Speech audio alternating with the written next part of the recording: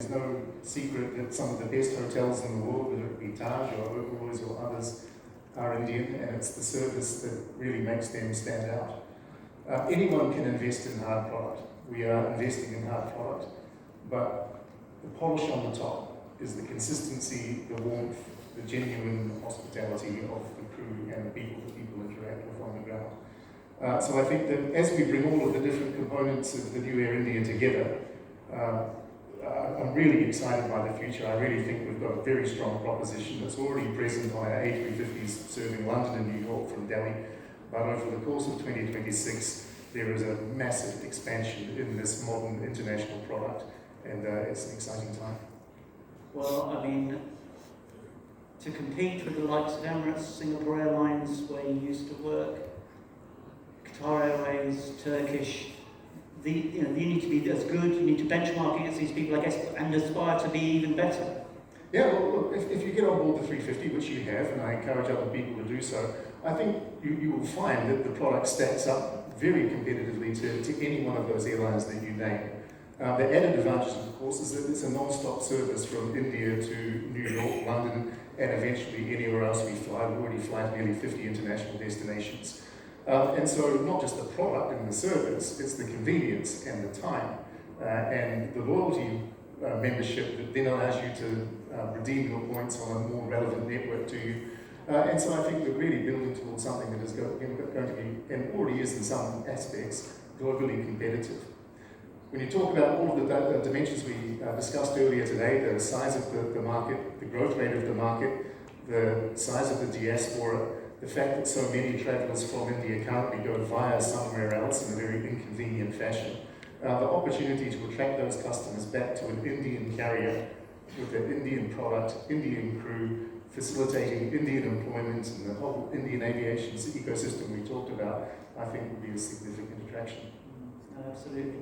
I'm talking to Campbell Wilson, by the way, who's the Chief Executive of Air India. How about that? Just in case we didn't have it. And I was lucky enough, Campbell, to interview you on stage at the Farnborough just over a year ago, learning myself about the Air India transformation journey. The Aviation Club in London, you came to speak at as well. In February, we came and I interviewed you. We did a piece for Aviation Week, and then, of course, with the IATA AGM. Again, we were prominent. We did a roundtable, really learning about India, but of course about the Air India story. The Air India story obviously took a turn. There was the tragic events of the 12th of June, and I just wanted to give you the opportunity to say what it is that you feel is appropriate at the moment on that tragic and solemn time. Yeah, thank you, Mark. And this is really the first public engagement that we've done in India since that tragic day. It was absolutely devastating for the people involved, for the families of those involved, for the company, for the staff. And since that time, we've really been doing absolutely everything we can to support those affected, both families and also those on the ground, also the first responders, and really do whatever we can to ease their journey forward. We've had more than 600 people on the ground in Ahmedabad. We've set up a trust through Tata that is providing ex gratia payments to all of the families of those affected. We've obviously completed the interim compensation of our own and working through final compensation. And really the commitment from both Air India and from Tata is to do absolutely all we can for as long as it takes to bring closure to those that have been affected. We're also working with the investigators. We're not involved in the investigation directly. It's something that is run by government. The interim report indicated that there was nothing wrong with the aircraft, the engines, or the operation of the airline. We obviously, as with everyone else, we await the final report, and if there's anything to learn from it, we will absolutely make sure that we do. But for the moment, our focus is on those affected and making sure that we help them in the best way we can. Thank you, Campbell. And on an ongoing basis, has it influenced, or how have you sort of changed anything that you do internally, or has it really been continuation of your business practices, your practices that you undertake on a day-to-day basis? Well, in the initial phase, for the 3 months following the accident, we took what we termed a safety pause, where we reduced the volume of flying by about 15% internationally just to ensure that there was time for even more checks than would normally be the case, to recognise the fact that pilots and engineers were being even more cautious than usual, that we had deliberately, both voluntarily and from a regulated caution perspective, put in additional checks. That has now progressively gone back to a more normal level of operations. But anything that happens in the industry, whether it's us or others, is a cause for introspection. It is a cause for reviewing practices. As I said, the interim report indicated that there was nothing with aircraft engines or practices that required changing. But of course, we're always looking at how we keep improving, keep getting better, and keep learning. Right, Campbell, thank you. We appreciate you giving us an update and speaking, about what was such a tough time for India, for you, for the team, your colleagues, obviously for the people affected massively. So thank you. And it's good to have you back, if I may. It's that we can talk and you can come out into the public domain. So thank you. Of course, the business has to run, has to continue. It's a massive undertaking. Thousands of people affected in terms of employed, directly and indirectly. So you have to continue. And you're in the middle of this transformation plan. Well, 3 years into the 5, you're into the climb phase, aren't you? That's what you described, right? We're well into the climb phase. And to give a sense of scale, Air India has grown from a little over 100 aircraft to now 300 aircraft. As a group, we have about 30,000 staff. We have a flight takeoff roughly every 65 seconds across the group. And so it is a significant organisation that needs to keep going regardless of whatever challenges come our way.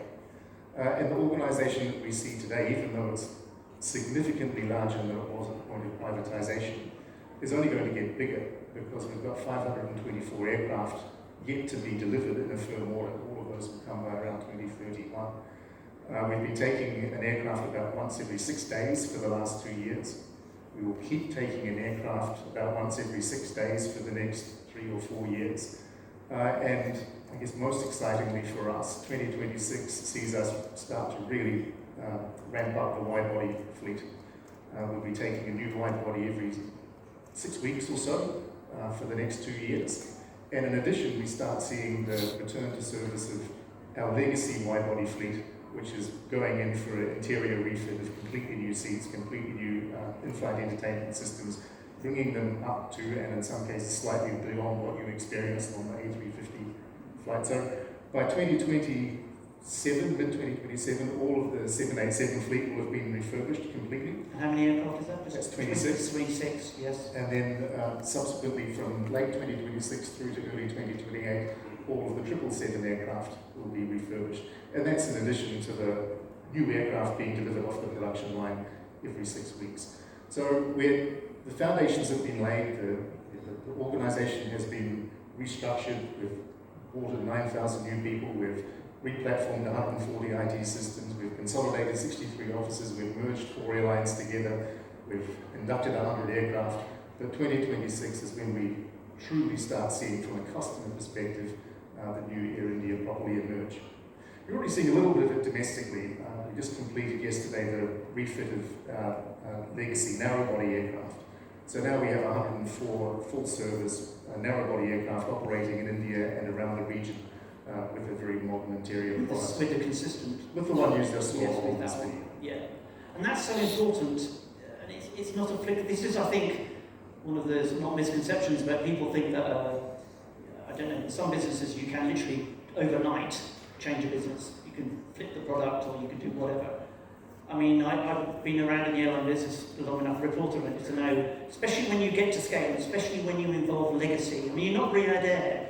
You don't have a clean bit of paper to start, designing your IT system or designing your risk system. Especially when you're dealing with wide-body aircraft and first and business class products in particular. It's relatively easy to do narrow-body aircraft, and that's why 104 aircraft have essentially been upgraded already. But if I order a wide-body aircraft today with Salil's best of intentions, it's going to be delivered in 2032. If I He's looking at you quite sternly there, sir, by the way. I'm a bit frightened. If I go to the market to get first and business class seats will take 4 years to be installed on the aircraft. If I want to do a new first class seat and design it to Air India spec, it's the best part of 7 years. And so we So let's just say that again. 7 years. 7 years to